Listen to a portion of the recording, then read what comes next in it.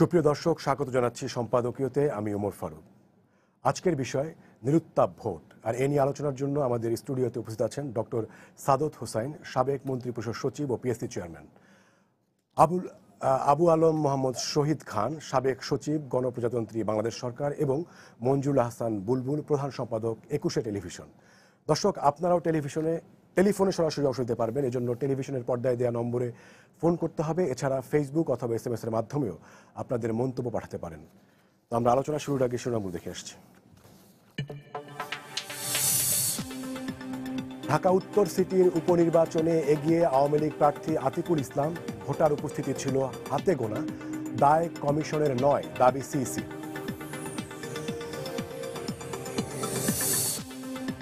BNP অংশ নিলে নির্বাচন হতো প্রতিযোগিতামূলক, বললেন আতিকুল। বেশ কিছু কেন্দ্রের অনিয়মের অভিযোগ শাফিনের।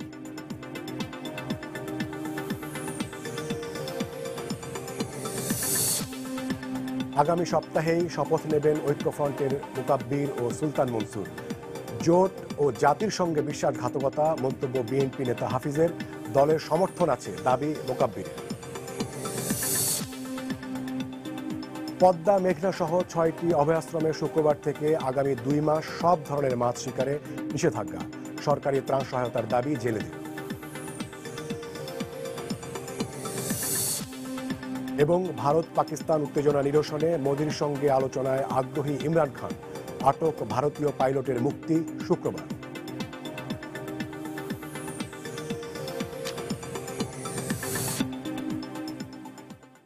আপনাদের তিনজনকে স্বাগত জানাচ্ছি আমাদের আজকের এই আলোচনায়। আমরা জানি যে ঢাকা উত্তর সিটি কর্পোরেশনের উপনির্বাচন এবং দক্ষিণের সংযুক্ত হওয়া 18টি যে ওয়ার্ড, সেখানে আজকে নির্বাচন চলছে। এবং সেখানে আমরা সকাল থেকেই দেখেছি যে আমরা বাংলাদেশে জানি যে ভোট মানে উৎসব, কিন্তু আজকে আমরা সেটাকে এরই মধ্যে শিরোনামে দিয়েছি যে নিরুত্তাপ ভোট। এবং তার কারণ কি, এ নিয়ে দিনের শুরুতেই প্রশ্ন উঠেছে। সিইসি যখন দিনের শুরুতে ভোট দিতে গিয়েছেন তখন তাকে প্রশ্ন করা হয়েছিল।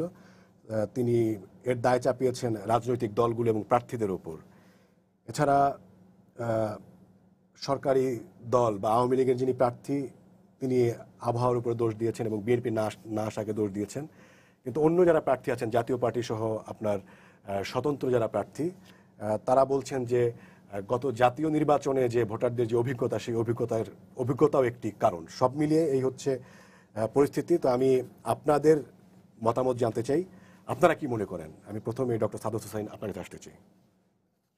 আমরা মনে হয় যে দায় এড়ানোর ব্যাপারটাতে আমরা বেশ এক্সেল করছি, সবাই চেষ্টা করছি এর দায় ওর উপরে, ওর দায় ওর উপরে। এখন সিইসি বলতেছেন দায় হচ্ছে রাজনৈতিক দলসমূহের উপরে। আসলে যেটা হয়েছে, যখন জনপ্রিয়তা ছাড়া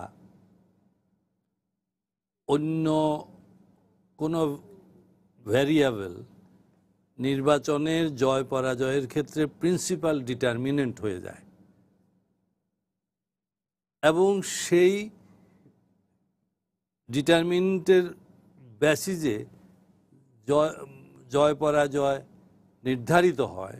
এবং আমরা যখন বুঝতে পারে লোকজন যে ওই বেসিসে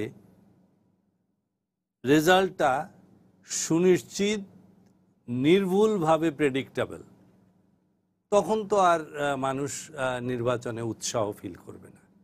কারণ একটা জিনিস থাকে নির্বাচনে, হয় যদি আপনি প্রেডিক্টেবল রেজাল্ট হয় তাহলে পপুলারিটিটা উপরে ভিত্তি করতে হয়। যেমন 70-র ইলেকশন, লোকজন জানতো যে এ জিতবে, কিন্তু এটা পপুলারিটির বেসিসে। কিন্তু যদি অন্য কোনো ভ্যারিয়েবল, অন্য কোনো ফ্যাক্টর যদি এসে যায়, এবং সেইটাকে যদি মানুষ মনে করে এসে যায়, বা মানুষ মনে করে যে এই অন্যান্য ফ্যাক্টর এসে গেছে এবং সেই একেবারে রেজাল্ট আমি জানি যে কে জিতবে, তাহলে আর নির্বাচনে সে ইন্টারেস্ট নেবে কেন? সে মনে করে আমি গেলেও কি না গেলেও কি, আমি তো জানি এটা কোনো, আমার কাছে তো কোনো চমক নাই, কোনো টেনশন নাই, কিছু নাই। এখন এই ইলেকশানে আতিকুল ইসলাম জিতবে, এটা নিয়ে আমার মনে হয় বোকা লোকটাও কেউ সন্দেহ করে নাই। তবে কীরকম জিতবে সেইটাও লোকজন খুব একটা সন্দেহ করে নাই। যে ইয়েতে যেমন ন্যাশনাল ইলেকশানে একটা ছিল, মোটামুটি যারা একটু নলেজেবল তারা সবাই জানতো যে শাসক দল বা মহাজোট জিতবে, কিন্তু হয়তো এরকম জিতবে এটা মনে করে না, মনে করছে যে অন্যরাও বিরোধী দলও কম করে যদি খারাপও করে তাহলে 50-60টা সিট পাবে। আর এইখানে আমার মনে হয় এরকম সন্দেহ কেউ করে নাই। এখানে মনে করেছে কত উনি পাবে, হয়তো 5%, 6% বড় জোর পাইতে পারে, তো সেখানে আর ইন্টারেস্ট না। এখন এগুলি তো হয়, আপনার যে জিতে সে মুখে কিন্তু বলবে যে আমার কন্টেস্টেন্ট থাকলে ভালো হতো, খালি মাঠে গোল করতে ভালো লাগে না, এগুলি মুখে বলবে। কিন্তু ভাই যে ইলেকশন করে, আমি আপনাকে লিখে দিলাম, এই যে খালি মাঠে গোল করা কি সুখ, এটা না বললে বুঝে কম না। সে মনে মনে খুবই খুশি হয় যে খালি মাঠে গোল করেছি, আমি আর কোনো নিশ্চিন্ত, আমি যখন যাই, ধরেন কালকে পরশু এই সময় যদি উনি মনে মনে নিশ্চিন্ত যে আমার কোনো চিন্তা নাই, আমি তো জিতবই, 2 দিন পরেই মেয়র হব। আর কন্টেস্টেন্ট থাকলে অসুখ ভয় থাকে খুব। তবে এখন খালি মাঠে জিতার আনন্দ আছে যে জিতে তার জন্য, কিন্তু ভয়টা হলো হোল সিস্টেমের জন্যই হলো যে টুর্নামেন্টটাই বন্ধ হয়ে যেতে পারে। এরকম যদি 2-1 বার খালি মাঠে গোল হয় এবং যদি না থাকে, একসময় হয়তো টুর্নামেন্টই বন্ধ করে দেবে। আমাদের নির্বাচনের ক্ষেত্রে সমস্যা দেখা যাচ্ছে, যতই বলেন যেভাবে বলেন, সেটা হলো পার্টিসিপেটরি নির্বাচন ভবিষ্যতে হবে কিনা সেটা এখন একটা প্রশ্নবিদ্ধ বা সন্দেহ দেখা দিছে যে নির্বাচন হবে, নির্বাচন তো হইতেই হবে, এবং পার্টিসিপেটরি হবে কিনা এটাই। কারণ দেখেন উপজেলা নির্বাচন গেল, এটা গেল, এখানে বিএনপি তো ইলেকশন না করার পার্টি হিসাবে বদনাম হয়েছে বা হয়েছে, তারা ইলেকশন করলো না।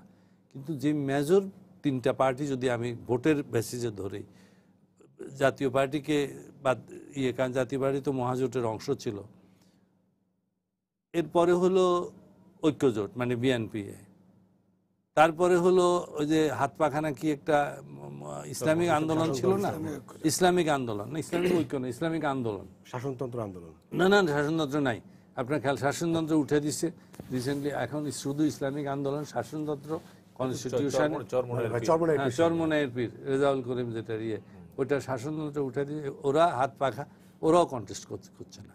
তারপরে আপনার বাম গণতান্ত্রিক ফ্রন্ট, তারাও কন্টেস্ট করছে না। তাহলে আর পার্টি রইল কোনটা? পার্টি রইল এখানে এই পার্লামেন্টের মতো এদেরকে ভাগ করে তো ওদেরই একজন কন্টেস্ট করলো, সে তো ভোট পাইতেছে কীরকম, কত বোধহয় 2% হতে পারে, আর বাকিগুলি তো বোধহয় কয়েকশোর মধ্যে থেকে যাবে। তো এখন আমার ভয় হচ্ছে যে কথা বললাম যে টুর্নামেন্টই আলটিমেটলি উঠে যায় কিনা। দেখা গেল যে সামনে ইলেকশনগুলি এরকম হয়ে গেছে। আপনার ভয়ের কারণ কি সেটা আমি আবার পরে আপনার কাছে জানতে চাইবো। আমি আবু আলম শহীদ খান আপনার কাছে আসতে চাই। সেটা হচ্ছে যে স্যার যেটি বলছিলেন যে একদম মানে খালি মাঠে গোল, এটা সুখের, মানে আওয়ামী লীগ যে ঐতিহ্যবাহী সংগঠন, মানে এত প্রাচীন সংগঠন, সেই দলের জন্য কি এটা সুখের? সেটা আওয়ামী লীগ ভালো বলতে পারবে। কখনো কখনো কখনো এরকম হতে পারে যে কোনো একটি দল, আমরা আওয়ামী লীগের কথা নাই বা না আওয়ামী লীগকে ধরে আলোচনা না যদি করি, কখনো কখনো এমন হতে পারে যে শাসক দলে যিনি আছেন, যারা আছেন, তারা নির্বাচনে জিততে চান। সেটা যদি তাদের মোটো হয়ে যায় যে জনপ্রিয়তার নিরিখে আমি জিতবো না, বাট আমি নির্বাচনে জিতবো এবং আমি শাসন ক্ষমতায় থাকতে চাই, তখন কিন্তু তারা খালি মাঠে হোক আর যে কোনো মাঠ যেরকম করে হোক, অসমতল বলি নাকি কীরকম বলি, রেফারি চেঞ্জ করি, যা ইচ্ছা তাই করে আমি জিততে চাই, তখন কিন্তু ওইটা ওই কোন দল ক্ষমতায় আছে, কোন দল, তার নাম কি, তার ঐতিহ্য কি, এটা আমাদেরকে চিন্তা করলে হবে না। তারা কি করতে চায়, তাদের লক্ষ্য কি। যদি লক্ষ্য এমন হয় যে না আমি ক্ষমতায় থাকতে চাই এবং আমি ক্ষমতায় যেন তেন প্রকারণে যেতে চাই, তখন কিন্তু খালি মাঠ। আওয়ামী লীগের শরিক এবং যত নির্বাচনে ছিল, তারা নির্বাচনের পরে তারা প্রেস কনফারেন্স করে বলেছেন যে কলঙ্কের দায়ের কথা তারা বলেছেন।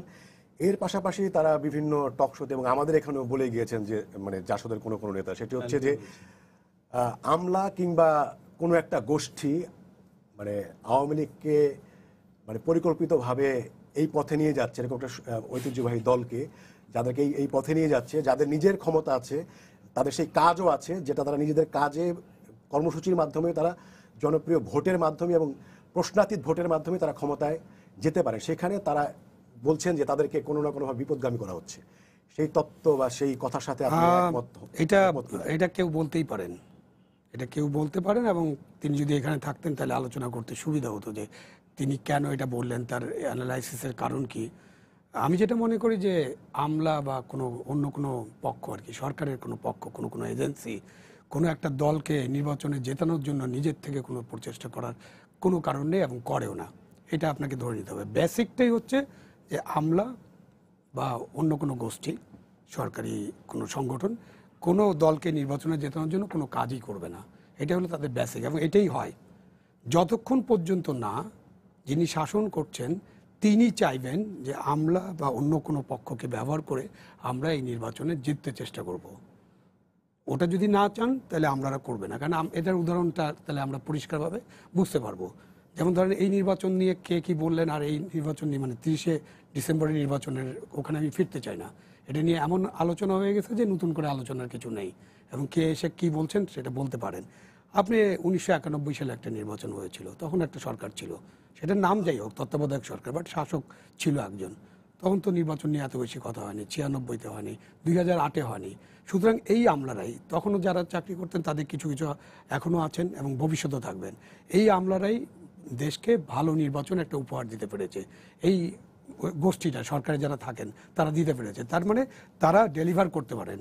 কিন্তু ডেলিভার করার বিষয়ে একটাই শর্ত, যিনি গভর্নমেন্ট অফ দ্য ডে থাকবেন, যাকে আমি গড নামে খ্যাত করেছি মাঝে মাঝে, GOD, government of the day যদি নির্বাচন সুষ্ঠু এবং সুন্দর করতে না চান, সেই ক্ষেত্রে আমলারা বিদ্রোহ করে একটা সুন্দর নির্বাচন উপহার দিবে জনগণকে, এরকম প্রত্যাশা করা আর বোকার স্বর্গে বাস করা একই কথা।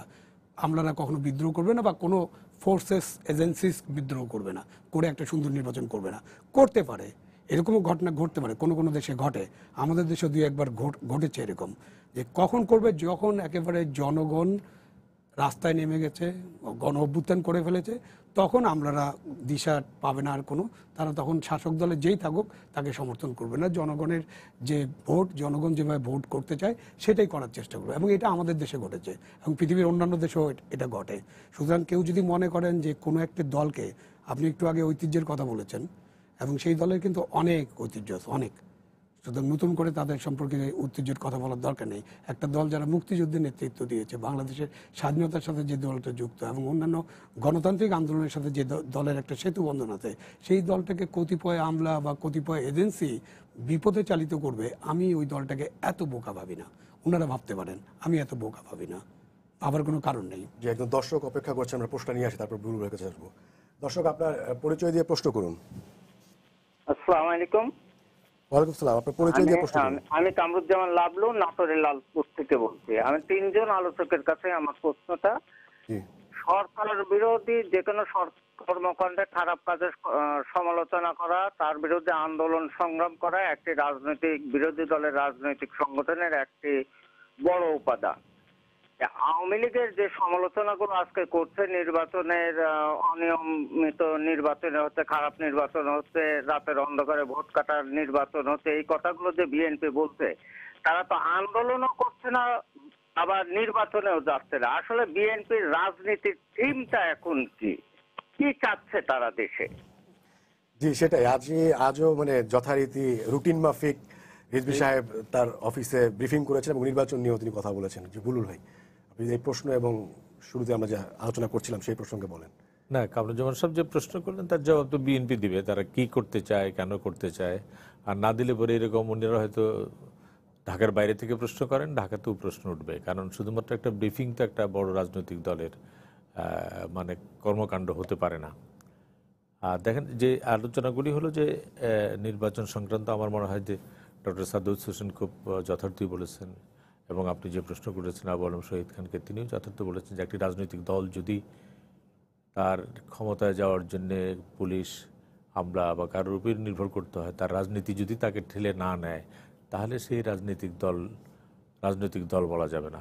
সেটি হয়তো তাহলে বাংলাদেশে বিশেষ সময়ে বিশেষভাবে বিশেষ সরকার ক্ষমতায় এসছে, ওই রকম হতে পারে। আওয়ামী লীগ সেরকম রাজনৈতিক দল না, যে আওয়ামী লীগকে কেউ বিপদগামী করে ফেললো, এটি বোধহয় খুব মানে সহজ কথা হবে। কিন্তু আওয়ামী লীগকে যদি কেউ বিপদগামী করে ফেলে তাহলে আওয়ামী লীগের সমস্ত অর্জন যেগুলি আছে সেগুলি জলে ফেলে দিতে হবে, সেটা আমি মনে করি না। এই নির্বাচন যেটি সিটি কর্পোরেশন নির্বাচন হলো, এটি দুই তিনটি দিক দেখি। একটি দিক হলো যে এটির মেয়াদ খুবই কম, যার ফলে ক্যান্ডিডেট সহ সবার মধ্যেও যে উত্তেজনা থাকার কথা সেই উত্তেজনা একটু কমই, মানে 1 বছর পরে আবার আরেকটা নির্বাচন হতেই হবে। আপনি দেখেন এর আগে যখন আনিসুল হক সাহেব ক্যান্ডিডেট ছিলেন তখন বিএনপি আসবে না, শেষ পর্যন্ত আসলো তারা। আনিসুল হককে কিন্তু যথেষ্ট পরিশ্রম করতে হয়েছে, বিএনপির তাবিদ আওয়ালের মতো নতুন প্রার্থী ছিলেন, এবং যদিও এবং এমনকি নির্বাচনের দিনে তাবিদ আওয়াল অর্ধেক গিয়ে প্রত্যাহার করলেন, কিন্তু নির্বাচনী প্রচারণা উত্তাপ, যেটি আপনি আজকে নিরুত্তাপ বলছেন, সেই উত্তাপটা কিন্তু সেখানে ছিল।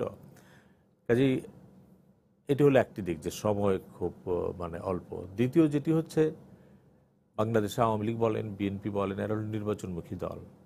এরা যদি নির্বাচনে না থাকে, এরা মানে এদের মার্কাটা যদি না থাকে, তাহলে অর্ধেক মানুষ তো এমনিই নাই। কারণ বিএনপির সিদ্ধান্ত অনুযায়ী তাদের মার্কা নাই, এবার নির্বাচনে ধানের শীষ নাই। ধানের শীষ না থাকার ফলে অর্ধেক নাই। এখন আবার নির্বাচন কমিশন যেটা বলেছেন, যেটা রাজনৈতিক দলের দায়িত্ব, এটি আমার মনে হয় যে দায় এড়ানোর একটি কৌশল। নির্বাচন কমিশন পোস্ট বক্স না, যে একটা লোক চিঠি লিখবে, পোস্ট বক্সের পিয়ন সেই চিঠিটা ডেলিভার করবে, তা না। নির্বাচন কমিশন একটা সাংবিধানিক প্রতিষ্ঠান যারা নির্বাচন প্রক্রিয়াকেই গড়ে তুলবে, এবং সেই নির্বাচন প্রক্রিয়ার মধ্যে রাজনৈতিক দল, ভোটার, সরকারি কর্মকর্তা কর্মচারী, ক্ষমতাসীন দল, বিরোধী দল, এই সবগুলি থাকবে। নির্বাচন কমিশন যদি মনে করে যে আমরা একটা শিডিউল দিয়ে দিলাম, কে আসলো না আসলো আমাদের দেখার দরকার নেই, যারা আসলো তার থেকে বাছাই করে একজন ক্যান্ডিডেট দিয়ে দিলাম, তারপরে ভোটার আসলো কি আসলো না আমাদের দায়িত্ব নেই, যা ভোট আসলো সেই ভোটের মধ্যে দিয়ে আমি ফলাফল করে দিলাম, এটা খুব ভালো নির্বাচন কমিশনের লক্ষণ না। কারণ নির্বাচন কমিশনকে খুঁজে বের করতে হবে যে রাজনৈতিক দলটি ভোটার আনে নাই, বাদ দিলাম বিএনপি এবার আসে নাই, আওয়ামী লীগের তো প্রার্থী আছে, আওয়ামী লীগের ভোটারগুলি কোথায়? মানে এই যে 3 লক্ষই কি আওয়ামী লীগের ভোটার? এখন পর্যন্ত আমরা যে ফলাফল দেখছি আওয়ামী লীগের 3 লক্ষই ভোটার, এটি কি বিশ্বাসযোগ্য? মানে আপনি যদি ঢাকার গত নির্বাচনের ভোটও দেখেন তাহলে তার চেয়ে অনেক গুণ হতে হবে। তো কাজেই আমি মনে করি এখানে নির্বাচন কমিশনগতভাবে এইভাবে কথা বলে শেষ করা যাবে না। তাদেরকেও দায়িত্বটা নিতে হবে যে একটা নির্বাচনকে এবার নির্বাচন সুষ্ঠু হয়েছে এই অর্থে যে কোনো সংঘাত হয় নাই, সন্ত্রাস হয় নাই, ভোটাররা কখন কেন্দ্রে আসে না। একবার যখন সন্ত্রাস সহিংসতা হয় তখন কেউ বাড়ি থেকে বের হয় না, মারামারি হয়, এই জন্য হয় না এটা। আরেকটা হলো যে ভোটাররা মনে করে যে আমি গেলেই কি না গেলেই কি। তো নির্বাচন কমিশনকে জবাব দিতে হবে যে এইবার পরিবেশটিকে আপনার কোনো সন্ত্রাস নাই, সহিংসতা নাই, মারামারি নাই, নির্বাচন পূর্ব কোনো আচরণবিধি লঙ্ঘনের কোনো অভিযোগ নাই, তাহলে পরে ভোটাররা আসলো না কেন? আপনি বিএনপি না হয় ধরলাম যে খুব কড়া সংগঠন বলেছে ধানের শীষের কেউ যাবে না, কিন্তু আর যারা তারা কোথায়? তাহলে সংখ্যাগরিষ্ঠ রাজনৈতিক দল, বামজোট বলেন, ইসলামী আন্দোলন বলেন, জাতীয় পার্টি বলেন, এমনকি জাতীয় পার্টির ভোটও যদি দেখেন, মানে এখন পর্যন্ত আমরা জাতীয় পার্টির ভোট দেখছি 11,000 বা 15,000 সামথিং। এইটিও অঙ্কের হিসেবে খুব গ্রহণযোগ্য না। কারণ জাতীয় পার্টি ঢাকা শহরে মানে এতটা খারাপ অবস্থা এরকম মনে করার কোনো কারণ, যে শহরে হোসেন মোহাম্মদ এরশাদ নিজে থাকেন। তো কাজেই সব মিলিয়ে আমাদের নির্বাচনী ব্যবস্থাপনায় কোথায় জটিলতা আছে কিনা সেটি আমাদের আগের সিটি কর্পোরেশন নির্বাচন বলেন, পরের সিটি কর্পোরেশন নির্বাচন বলেন, জাতীয় সংসদ নির্বাচন বলেন, এই সবগুলি দেখে নির্বাচন কমিশনকেও কিন্তু শুধুমাত্র একটা স্টেটমেন্ট দিলাম বিএনপির রিজভী সাহের মতো, এর মধ্যে যে দায় শেষ হয় না। যে ওই দর্শক যে প্রশ্নটি করলেন বিএনপিকে নিয়ে, সাধারণ মানুষ কিন্তু নির্বাচন কমিশনকে এই প্রশ্নই করেন যে আপনাকে একটা স্টেটমেন্ট দিয়ে আপনার দায় দায়িত্ব শেষ হয়?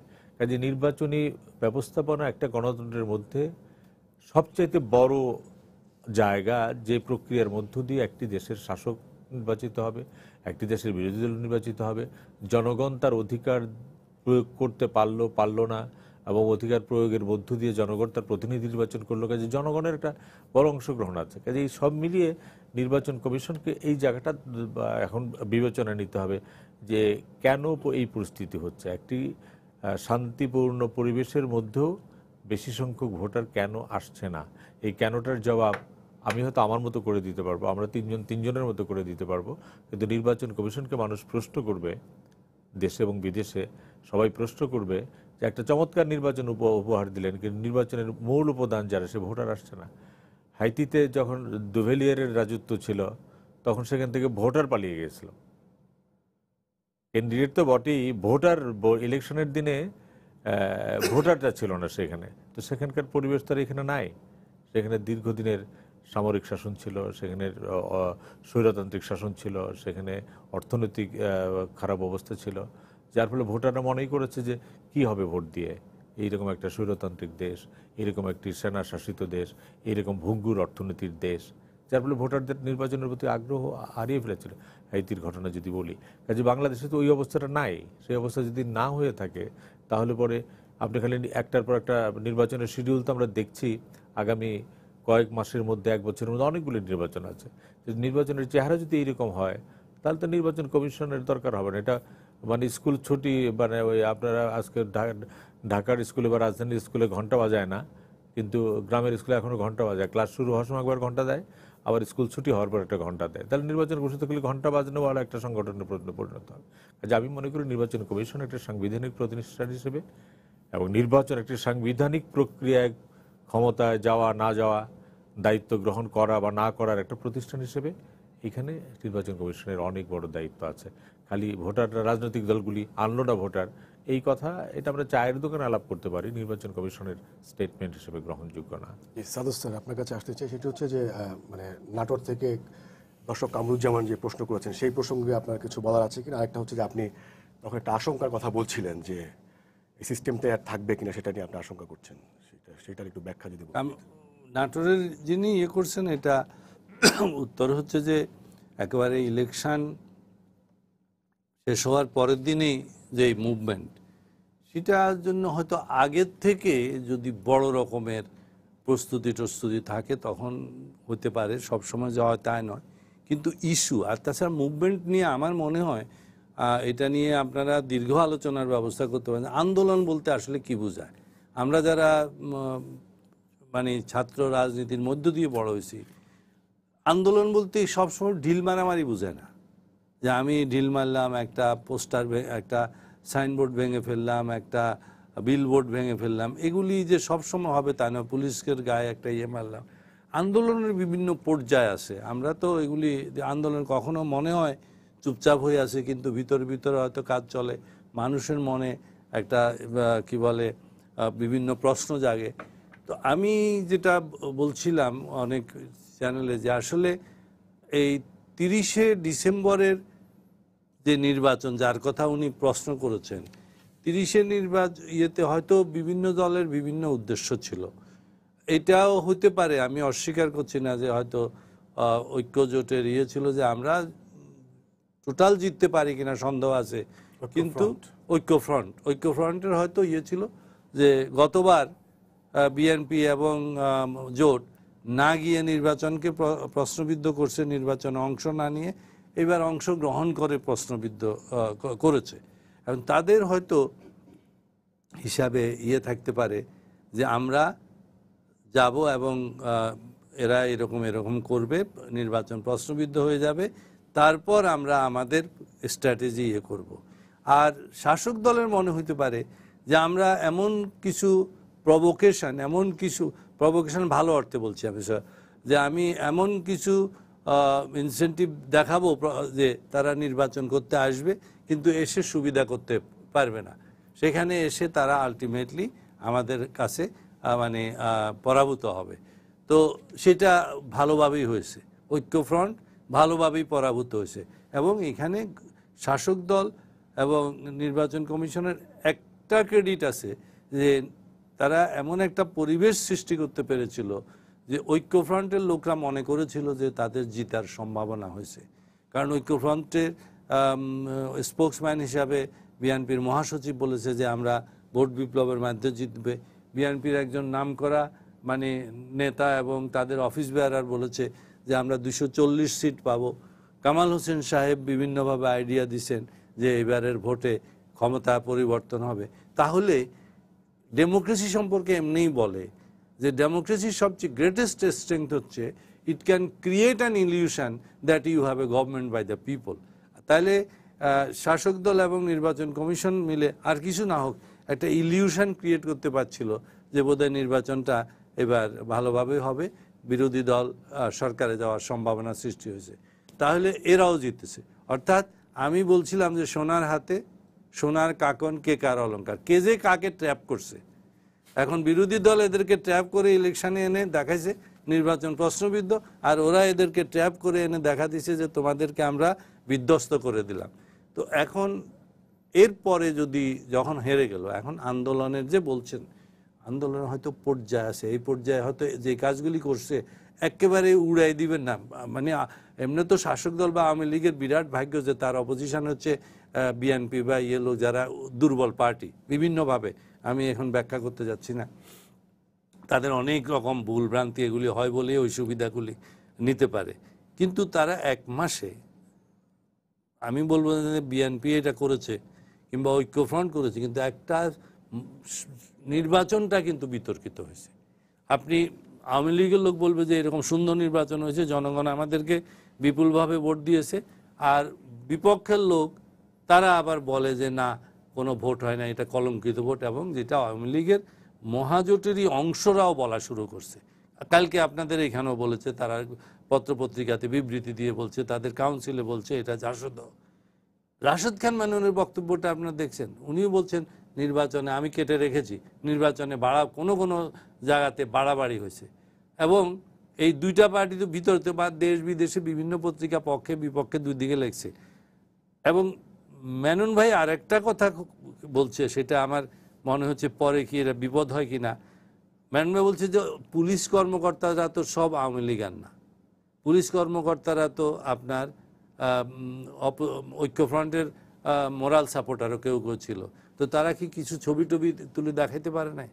আমার ভয় লাগছে মেনন ভাইয়ের এই কথা শুনে, যে এই ছবিগুলি যদি আস্তে আস্তে, জাসদও কিন্তু পরের দিন বলে নাই, এক সপ্তাহের মধ্যে বলে নাই, পরের দিন অনেক পরে বলছে। মেনন ভাই যে বলছে বাড়াবাড়ি হয়েছে নির্বাচনে, সেটাও প্রায় মাসখানিক মাস দেড়েক যাওয়ার পরে বলছে।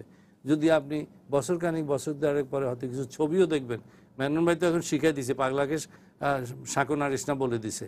এখন কারো কাছে যদি ছবি থাকে সেগুলি হয়তো সে ধরে রাখবে, বছরখানিক পরে সেগুলি ছাড়তেও পারে, নানান কিছু নানান সময় বের হয়। তো সুতরাং ওই দিক থেকে ওদের মেইন এখন ক্যাম্পেইন কী বলে, ইসমিয়ার ক্যাম্পেইন যেটাকে বলে, মানে এদেরকে নিন্দা করো। সেইটুকু কিছুকে তারা গত 1.5 মাসে একদম হয় নাই তা নয়। তবে বিএনপিকে আন্দোলন রাস্তায় নামাইতে, আপনারা যা বলেন রাস্তায় নামানোতে সমস্যা আছে, তাদের কিছু সময় লাগবে, সেই সময় পরেও তারা কতদূর পারবে সেটাও আমাদের সন্দেহ আছে। জি শহীদ ভাই, আপনার কাছে আসতে চাই, সেটি মানে স্যার যেটি বলছিলেন, এবং আমরাও দেখেছি যে ভোটের আগে বিএনপির পক্ষ থেকে বলা হয়েছে মানে যত কিছুই হোক মানে ভোট বিপ্লব হবে, অর্থাৎ যে ভোটাররাই কেন্দ্রে যাবেন এবং তারা ভোট দেবেন। তো সেটি যে মানে তারা বলছেন যে তারা সেটা করতে পারেনি, এবং আন্দোলনের কথাও আসছে, এবং দর্শকের মাঝ থেকে একদম সেই গ্রাম থেকে প্রশ্ন উঠে এসেছে আসলে মানে বিএনপির ভূমিকা কি হবে, আসলে এরকম প্রেস ব্রিফিং হবে নাকি তারা আসলে আন্দোলনে নামবেন? সাদর স্যার বলেছেন, পাশাপাশি যদি আপনি কিছু যোগ করেন বা আপনার অ্যানালাইসিস। না, বিএনপি একটা রাজনৈতিক দল, সুতরাং রাজনৈতিক দল হিসেবে তাদের কি কি করণীয় তারাই তা নির্ধারণ করবেন। এখন মাঠ থেকে প্রশ্ন করলে বা আমরা তাদেরকে আন্দোলনে নামাই দিতে চাইলেই তো তারা আন্দোলনে নামবেন না। কারণ হলো যে আন্দোলনের বিষয়টাই পুরোপুরি বোঝার চেষ্টা করবে। রাজনৈতিক আন্দোলন এটা একটা বড় ধরনের প্রক্রিয়া, এবং ইতিমধ্যে বিএনপি 2014-তে যে নির্বাচন, সেই নির্বাচনে অংশগ্রহণ না করা এবং তার পরবর্তীকালে তাদের যে পলিটিক্যাল অ্যাকশন, সহিংস যে আন্দোলন, সেই আন্দোলন এটা এদের থেকে তাদের শেখার অনেক কিছু আছে। প্রথমত ভোট বর্জন করে তাদের একটা বড় ভুল ছিল, এবং ভোট বর্জন করে 1 বছর 1.5 বছর ধরে যে জ্বালাও পোড়াও সন্ত্রাস, যেটা আওয়ামী লীগ সবসময় তাদের উপরে দায়টা চাপায়, পেট্রোল বোমা অমুক তমুক, এই যে আন্দোলনটা করেছিল বিএনপি বা যাদের সাথে জোটবদ্ধ হয়ে এটা করেছিল, এটা কিন্তু এটা থেকে দায় থেকে বেরিয়ে আসার বিএনপির চেষ্টা আছে। সেই চেষ্টার কারণে বিএনপি অনেক ঝামেলার পরেও, অনেক সমালোচনা এবং অনেক ইয়ার পরেও, তাদের আশা ছিল না যে তারা নির্বাচনে আসবে, ঠিক ছিল না, কোনো প্রস্তুতি ছিল না, তারপরে বিএনপি ভেবেছে যে ঠিক আছে আমরা ওই ভুলটা শুধরাতে পারি কিনা আমরা নির্বাচনে এসে। এইখানে হয়তো নির্বাচন কমিশন, যেটা বুলবুল বলেছেন যে নির্বাচন কমিশনের দায়িত্ব এবং যে দল নির্বাচনকালীন সময়ে ক্ষমতায় থাকে তাদের দায়িত্ব একটা সুষ্ঠু নির্বাচন করা। এখন সুষ্ঠু নির্বাচনটা নিয়ে নানাবিধ যদি প্রশ্ন উঠে যায়, সেই প্রশ্ন উঠলে কিন্তু নির্বাচন ব্যবস্থা নিয়ে প্রশ্ন উঠবে। আপনি ধরেন যদি আমরা স্ট্যাটিস্টিক্সের দিকে একটু যাই, গত 30 তারিখে মাত্র 2 মাস আগে, 2 মাস হয়নি এখনো, 1 মাস 26 দিন, তো এই 1 মাস 26 দিন 27 দিন আগে এই ঢাকা শহরে 80% ভোটার ভোট কেন্দ্রে গেলেন এবং ভোট প্রয়োগ করলেন, এবং 80%-এর মধ্যে তারা মোটামুটি 100% আওয়ামী লীগের জন্য ভোট প্রয়োগ করলেন। তো এই ভোটাররা কোথায় গেল? আপনি আওয়ামী লীগ তো ইলেকশন করতেছে, তাদের একটা মেয়রাল ইলেকশন, আওয়ামী লীগের দায়িত্ব ছিল তাদের ভোটারদেরকে। তা এটা যদি এই স্ট্যাটিস্টিক্স যদি কারেক্ট হয়, রিয়াল স্ট্যাটিস্টিক্স হয়, যেটা নিয়ে অন্যরা অনেক কথা বলে, আমি এই স্ট্যাটিস্টিক্সকে বিশ্বাস করে কথা বলতে চাই এখন। আমি বিশ্বাস করি সাপোর্টাররা যদি মনে করেন যে আমাদের প্রার্থী জিতেই যাচ্ছে, সাপোর্টাররা মনে করার তাহলে তারা কেন ভোট কেন্দ্রে আমি যাবে? সেখানে যাচ্ছি, সাপোর্টাররা কি মনে করবে বা জনগণ কি মনে করবে পরে আসি। আওয়ামী লীগের একটা দায় যে আমি 1 মাস 26 দিন আগে এই ঢাকা শহরে আমার ওইখানে 5টা প্রার্থী ছিল, তাই না, এমপি প্রার্থী ছিল, সেই এমপি প্রার্থীরা 16 লক্ষ 18 লক্ষ বা 20 লক্ষ ভোট টোটাল পেয়েছে। তো এটা আওয়ামী লীগের দায় যে তাদেরকে আবার তাদের এই ভোটারদেরকে আপনার সাপোর্টারদের মাধ্যমে, তাদের কর্মীদের মাধ্যমে নিয়ে প্রমাণ করা যে ভোটাররা ভোট কেন্দ্রে এসেছিল এবং ভোট দেয়। এখন তো এবার তো বিএনপি নাই, সুতরাং এটা তো আরও সহজ ছিল তাদের জন্য এটা পরিষ্কার করা। এখন কি হবে? এখন দেখা যাবে স্ট্যাটিস্টিক্যালি আওয়ামী লীগ প্রুভ করতে পারবে না যে তারা 30শে ডিসেম্বরে ভোটাররা তাদেরকে ভোট দিয়েছে, কারণ এখন যে স্ট্যাটিস্টিক্স আমরা দেখতেছি অর্ধেকের মধ্যে ভোট পড়েছে 3,87,000। এটা যদি অংশগ্রহণমূলক ছিল, আমি তো আওয়ামী লীগের কথা বলতেছি, ওখানে বিএনপির ভোট কত? বিরোধী দলটি 11%, 12% ভোট, আপনি বিএনপিকে 12%-এ নামাই দিচ্ছেন, ঠিক আছে? সো আপনার সেই জন্য তো বললাম ওই 100%-এর 88% ভোট আপনার, সেটা নিয়েই আমি কথা বলছি। আমার স্ট্যাটিস্টিক্স ঠিক আছে, আমি ওটা বুঝতে পেরেছি যে আপনি কি বলতে চান। আমার বিএনপির তো কোনো ভোট নেই, বিএনপি তাহলে 12% লোক ভোট দিতে পারবে না, বিকজ তারা 12%-এর পার্টি। এখন যদি নির্বাচন কমিশন বলছে অবাধ সুষ্ঠু নির্বাচন হয়েছে, যদি ওটা কারেক্ট হয়, আমি ওটাকে যদি সত্যি মনে করি, আমি মনে করতে চাই, সেই কারণে আমি এই কথাগুলো বলছি, তাহলে তো ভোটে মাত্র 12% বিরোধী আছে, তো 12% ভোটার যাবে না। আর 20% ভোটার ধরেন অ্যাবসেন্ট থাকতে পারে কোনো কারণে, তো 32% যাবে না। এখানে তো 70, 72, 75% ভোট পড়তে হবে। না পড়লে আপনি 30শে ডিসেম্বর ইলেকশনটাকে ইয়ে করবেন কি, ডিফেন্ড করবেন কীভাবে? আমি সেটাই বলছি, এটা ডিফেন্ডের প্রবলেম। সেই জন্য আপনার সাপোর্টাররা যাবে না, 1 বছর ভোট আছে, মাত্র 1 বছরের জন্য যাব না, আমার নির্বাচনী ক্যান্ডিডেট তো জিতেই যাবে। তো গতবারও তো আপনি দেখেছেন যে আপনার নির্বাচনে ক্যান্ডিডেট জিতবে, গতবার গেলেন কেন? গতবার অবশ্যই এটা সরকার পরিবর্তন নির্বাচন ছিল, তার মানে কি আপনি নির্বাচনী ব্যবস্থায় এমন এমন কিছু ইস্যু তৈরি হয়ে যাচ্ছে যেখানে প্রত্যেকটা নির্বাচন নিয়ে এখন কথা উঠবে এবং নানাবিধ প্রশ্ন উঠবে, এবং এই প্রশ্নের জবাবে নির্বাচন কমিশনকে কিছু বলতে হবে। বুলবুল যেটা বলছেন যে নির্বাচন কমিশনের দায় আছে আবার দায় নেই, টেকনিক্যালি যদি ভোটাররা ভোট দিতে না যায়, 10% ভোটার যদি ভোট দিতে যায়, তারপরে 10% ভোটার গেলে নির্বাচন কমিশন কাউকে ঘাড়ে ধরে নিয়ে যেতে পারবেন। এটা অবশ্যই রাজনৈতিক দল যারা নির্বাচন করবেন, নির্বাচনের পরিবেশ সৃষ্টি করা এটা নির্বাচন কমিশনের একটা বড় দায়। যদি পরিবেশ ভালো থাকে তাহলে তো যেতে হবে, সেখানে অবশ্যই রাজনৈতিক দল এবং যারা নির্বাচনে প্রতিদ্বন্দ্বিতা করবেন তাদের দায় আছে। এখানে আপনি আরও মজার ব্যাপার হবে, স্ট্যাটিস্টিক্স যদি আমরা ভালোভাবে দেখি, ওই যে 18টা নতুন ওয়ার্ড যুক্ত হয়েছে, আমরা দেখব যে ওই 18টা ওয়ার্ডে কত ভোট পড়েছে। ওটা যদি আমরা এখন জানতে পারতাম তাহলে দেখা যাবে যে আপনার এই 3,84,000 ভোটের মধ্যে ওই 18টা ওয়ার্ডে হয়তো 2 লক্ষের বেশি ভোট উনি পেয়েছেন, কেন ওয়ার্ডে যেহেতু ভোট হচ্ছে ওইখানে একটা প্রতিদ্বন্দ্বিতার ব্যাপার আছে, প্রথমবারের মতো হচ্ছে, ওখানে অনেক ক্যান্ডিডেট, ওখানে ওপেন আছে, ওখানে কোনো মার্কা নাই, সেই জন্য ওখানে যে ভোটে ওখানে যারা ভোট দিতে যাচ্ছেন তারা হয়তো মেয়রের জন্য একটা ভোট দিয়েছেন। আমরা দেখতে চাই আপনারা যদি বের করতে পারেন যে যেখানে ওয়ার্ডে ভোট হচ্ছে না সেখানে মেয়র ক্যান্ডিডেটের জন্য কয়জন ভোট দিতে গেলেন। সবাই ঘুমাইলেন, কেউ কেউ বলতেন শীতের দিন, বর্ষার দিন, মানুষজন ভোটে যেতে চায় না, বাসায় বসে খিচুড়ি খেতে চায় এবং আরাম করে সিনেমা দেখতে চায়। এইসব খুবই বালখিল্য কথাবার্তা। কয়েকদিন আগে, 1 মাস 26 দিন আগে একরকম চেহারা হবে ভোটের, আর 1 মাস 26 দিন পরে ভোটের পুরো চেহারা পরিবর্তন হয়ে যাবে, এটা বিশ্বাস করা যায় না। বলুন ভাই, আপনার কি মনে হয় কিনা যে 30শে ডিসেম্বরের নির্বাচন বা এই নির্বাচনকে দিয়ে 30 ডিসেম্বরের নির্বাচনকে মূল্যায়ন করা যায়, বা 30 ডিসেম্বর নির্বাচনকে দিয়ে নির্বাচনকে মূল্যায়ন করা, যেটা শহীদ ভাই বলছেন? যেটা শহীদ খান যথার্থ বলেছেন, কিন্তু আমার হিসাবটা ওইখানেই যে আওয়ামী লীগের ভোটাররা তো যেতে হবে। আওয়ামী লীগের ভোটার একটা দল, তো এটা রাজনৈতিক দল, তার ক্যান্ডিডেট পাস করবে, ফেল করবে, এই জন্য তো দলের কি কোনো নির্দেশনা আছে যে আমাদের ক্যান্ডিডেট পাস করে গেলে তোমরা ঘুমাও? এই তো বলে নাই। দল একটা ক্যান্ডিডেট দিয়েছে, দল একটা মার্কা দিয়েছে, এটা যিনি ক্যান্ডিডেট হয়েছেন তার দায়িত্ব যে নৌকা মার্কার সমর্থকদেরকে ঘরের বাইরে নিয়ে আসা। এটি দলের দায়িত্ব তার যে সমর্থক তাদেরকে বাইরে নিয়ে আসা। তারা যদি এই ভোটারে না যায়, মানে তাদের না যাওয়ার যুক্তি কি? তারা যদি মনে করে যে আমাদেরকে নেট পাস করে যাবে, সেটাও তো নির্বাচনকে একটা প্রশ্নবিদ্ধ করবে যে আমরা না গেলেও আমার প্রার্থী পাস করে যাবে, এটা তো বলতে পারে না। আমার বক্তব্য ওইখানটাতেই, অঙ্কের হিসেব দেখিয়ে অবলম্বন শহীদ খান বলেছেন। আমার বক্তব্যটা হলো যে আওয়ামী লীগের ভোটাররাও যদি মাঠে আসে তাহলে তো এখানের সংখ্যা অনেকখানি বেড়ে যাবে। পার্টিসিপেটরি হয় নাই, বিএনপি আসে নাই, সেটা ভিন্ন কথা। তাহলে শাফিন আহমেদের যে শাফিন আহমেদ যদি কালকে আর্মি স্টেডিয়ামে গান গায় তাহলে কত লোক দাঁড়াবে স্টেডিয়ামের মধ্যে? সে যদি খালি তার একটা মানে কনসার্ট নিয়ে দাঁড়ায় তাহলে কি 15,000 লোক দাঁড়াবে? তার চেয়ে তো অনেক বেশি লোক তার এখানে দাঁড়াবে না। তার তো পলিটিক্যাল পরিচয়টা মুখ্য পরিচয় না, তার মূল পরিচয়টা হচ্ছে সে একজন শিল্পী। এবং শাফিন আহমেদ মানে বাংলাদেশের কনটেক্সটে খারাপ শিল্পী না। তো তিনি যেই দল থেকে দাঁড়িয়েছে সেটি তো সংসদে প্রধান। তাহলে আবার উল্টো দিক থেকে আসি, তার মানে কি তাহলে তার দল মানে তাকে ব্যক্তি হিসেবে ভোট দেয়নি, তার দলের লোকজন মাঠে আসে নাই, তার জাতীয় পার্টিও যে পরিমাণ মাঠে আসার কথা। আপনি যদি গত নির্বাচনেও দেখেন জাতীয় পার্টির প্রার্থীরা যেখানে ছিলেন সেখানে জাতীয় পার্টির প্রার্থীরা যেভাবে ভোট পেয়েছেন, কাজে এইখানে তো কাজে আপনি যদি এইটির সঙ্গে জাতীয় সংসদ নির্বাচন যোগ করেন, উপজেলা যোগ করেন, এটার চেহারা অ্যানালাইসিস ভিন্ন রকম হবে। কাজে সরল অঙ্কের মধ্যে আমরা সিটি কর্পোরেশনের মধ্যে থাকি, এটা আরও ভোটার আসা দরকার ছিল, আরও পার্টিসিপেটরি হওয়ার দরকার ছিল। এবং বিএনপি যদি নির্বাচনে অংশগ্রহণ না করে সেটা তার কৌশল একটা হতে পারে নির্বাচন, এবং বিএনপি নির্বাচন অংশগ্রহণ না করে কতটা লাভবান হবে সেটি তাদের অঙ্ক করার বিষয়। আমি পরিষ্কারভাবেই মনে করি যে বিএনপি যত বেশি নির্বাচনে অংশগ্রহণ না করবে ততই বেশি তারা আরও ক্ষয়িষ্ণু দলে পরিণত হবে। উপজেলাতে অন্তত ওপেন রাখা দরকার ছিল যে আমরা মানে দলগতভাবে ডমিনেশন দিব না, অথবা এরকম একটা, তারা তো বোধহয় এইভাবে রেখেছে, মানে তারা বলেছে যে না তাদের দল স্বতন্ত্র করতে পারবে না, তাদেরকে বহিষ্কার করা হবে।